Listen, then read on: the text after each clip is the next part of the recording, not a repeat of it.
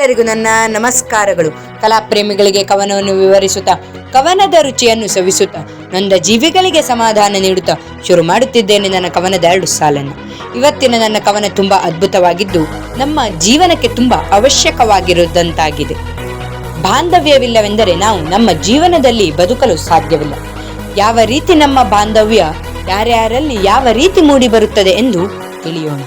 ಬಾಂಧವ್ಯ ಮೊದಲು ನಮ್ಮ ಬಾಂಧವ್ಯ ತಾಯಿಯೊಂದಿಗೆ ಶುರುವಾಗಿ ಅಮ್ಮನ ಮಡಿಲಲ್ಲಿ ಕಿಲಕಿಲ ನಗುವ ಮಗುವಾಗಿ, ಅಮ್ಮನ ಮಡಿಲಲ್ಲಿ ಕಿಲಕಿಲ ನಗುವ ಮಗುವಾಗಿ, ಅಪ್ಪನನ್ನು ಆರಾಧಿಸೋ ಮಗ ಅಥವಾ ಮಗಳಾಗಿ.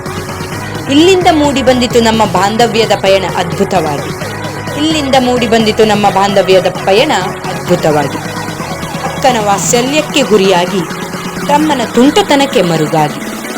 ಅಕ್ಕನ ವಾತ್ಸಲ್ಯಕ್ಕೆ ಗುರಿಯಾಗಿ, ತಮ್ಮನ ತುಂಟತನಕ್ಕೆ ಮರುಗಾಗಿ. ಗೆಳೆತನದ ಪ್ರೀತಿಯಲ್ಲಿ ಬೆರಗಾಗಿ, ಶಿಕ್ಷಣ ಕೊಟ್ಟ ಶಿಕ್ಷಕರಿಗೆ ಋಣಿಯಾಗಿ. ಅಣ್ಣನ ಪ್ರೀತಿಯ ಬೆಳಕಿನಲ್ಲಿ, ತಂಗಿಯ ಪ್ರೀತಿಯ ಅಪ್ಪುಗೆಯಲ್ಲಿ. ಅಣ್ಣನ ಪ್ರೀತಿಯ ಬೆಳಕಿನಲ್ಲಿ, ತಂಗಿಯ ಪ್ರೀತಿಯ ಅಪ್ಪುಗೆಯಲ್ಲಿ.